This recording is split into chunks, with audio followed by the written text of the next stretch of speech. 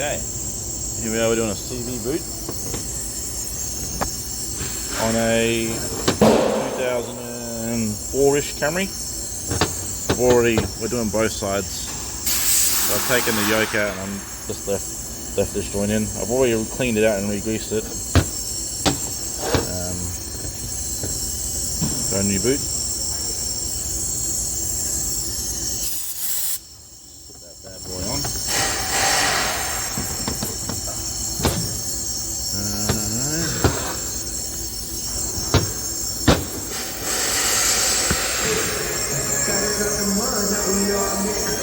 Okay, put a little bit of lube on here. Just going to slide it down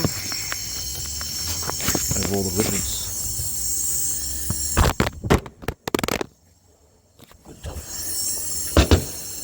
Put it on now. Make sure it sits in the grooves. And we've got these new clamps I'll be putting on once it's all done. Alright, got the new clamps on. I loaded it up with grease, put up the boot with grease, and also pack this in my palm. Nothing wrong with the ABS ring. Let's go to the joint on this side now.